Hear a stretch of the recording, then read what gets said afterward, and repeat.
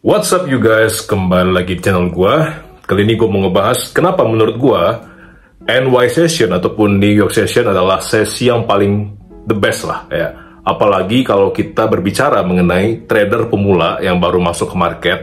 Kenapa gue sendiri menyarankan setiap murid-murid gue yang mungkin masih pemula untuk trade hanya di New York Session.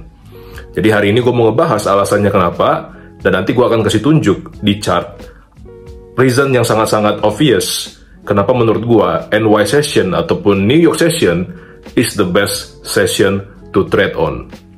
Let's get to the chart. Sebelum kita ke chart, ya buat teman-teman yang selalu nanyain broker apa yang gue pakai untuk akun personal gue selalu pakai Forex IMF, ya broker lokal terpercaya, dan sekarang mereka keluarin minimum deposit hanya 100.000. So kalian bisa mulai trading dengan modal sekecil 100.000. Untuk kalian yang mau daftar, bisa langsung klik link yang ada di deskripsi video ini. Oke, kenapa menurut gua sesi New York adalah sesi yang paling sebenarnya high probability untuk teman-teman tradingin? Pertama-tama, kita punya sesi Asia. Sesi Asia, ya, most of the time hanya merupakan sebuah konsolidasi. Oke, so this is Asian Session, ya, keseringan hanya menjadi sebuah likuiditas, ya, liquidity. Nah, terus ketika sesi London dimulai, ini akan terjadi, yaitu apa? Manipulasi sesi London, ya.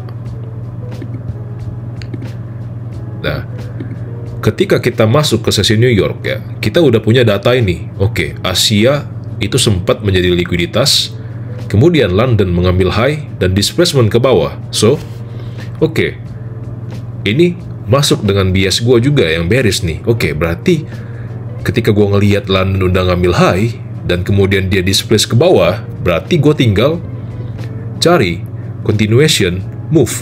Ketika London mungkin retrace nanti, sesi New York retrace, kita tinggal cari continuation di sini. Untuk kenapa? Untuk sell lagi, mengambil London low yang ini, ya.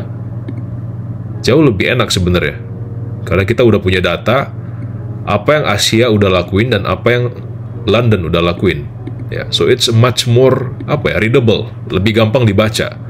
Nah, terus mungkin nanti teman-teman nanya, oke, kalau misalkan gue udah tahu nih bias gue itu bearish, ya berarti gue di London tinggal sell dong, tinggal sell aja pas dia naik ke sini, terus dia buat FEG, ya gue sell aja nih untuk ngambil Asia low.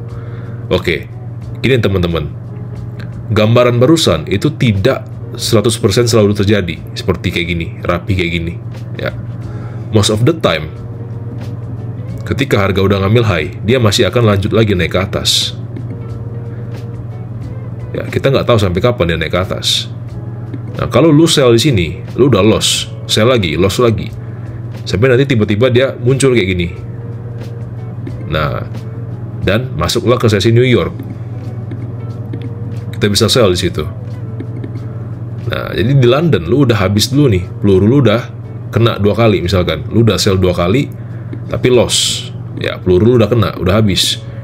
Di New York baru enak gerakannya, kebaca, siap turun ke bawah, ya. Nah, lain cerita kalau misalkan lu nunggu pas sesi New York dimulai, lu ngelihat oke, Asia liquidity, low-nya belum sempat diambil, London naik, tiba-tiba ada reconstruction ke bawah. Oke, ini artinya berarti gue tinggal cari sell entah di FEG ataupun order block untuk menargetkan apa? London low, Asia low. See? Jauh lebih enak ketika lu udah punya data Asia ngapain dan London ngapain, ketimbang kalau lu belum terlalu pro, lu udah coba-coba trading di London, most of the time lu bakal bingung karena atas bawah kena dia, ya. Kita langsung lihat contohnya di chart, ya. Kita bisa lihat daily bias kita bearish nih, ya. Asia itu akumulasi, konsolidasi di sini, ya. Tiba-tiba di London harga ngambil Asia high dan juga ngambil previous day high di sini. terus turun ke bawah, ya, displacement ke bawah. Nah, ketika sesi New York masuk, di sini ada apa? Ada order block, ya, ada order block, mitigate ke sini, TP di sini. Ya, kita nggak perlu cari sampai ke time frame 1 menitnya lah ya, gue rasa ya, karena ini udah pasti bakal ada entry model di sini. Ya, tapi maksudnya lebih enak dibacanya ketika kita udah punya data Asia-nya ngapain, London-nya ngapain. Ya, ketimbang nanti lu masuk-masuk di London malah lu salah arah gitu. Oke. Kita lihat lagi contoh ketika kita punya daily bias yang bullish ya. Kita bisa lihat di sini ada Asia akumulasi, tiba-tiba London turun ke bawah manipulasi ya. Dan ketika kita masuk ke sesi New York, kita melihat harga udah membangun sebuah buy side delivery di sini. Ya.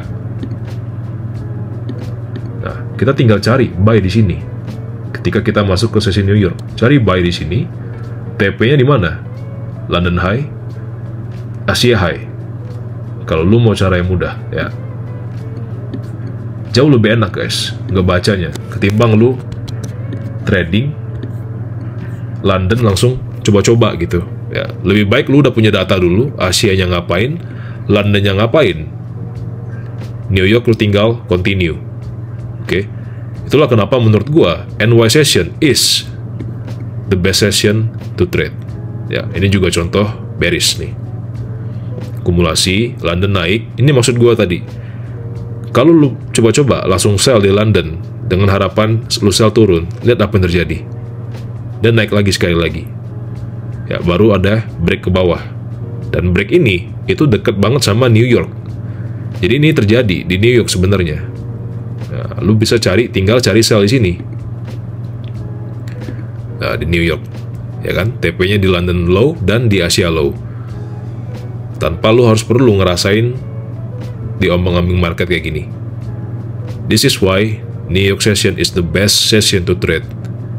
Ya, especially if you're a beginner trader. Oke, itu adalah penjelasan mengenai kenapa menurut gua NY session is the best. Jadi kalau kalian juga setuju dengan poin yang gue sampaikan, ya ada bagusnya kalian mulai dulu trading di NY session, di New York session, sebelum nanti kalau kalian mau trading lagi di London, ya nggak ada masalah. Tetapi seenggaknya kalian kalau masih pemula, edge kalian ataupun competitive edge kalian itu ya lebih gede kalau kalian trading di NY session ketimbang di London session. See you guys in the next video, and remember, let's be better together. See you guys.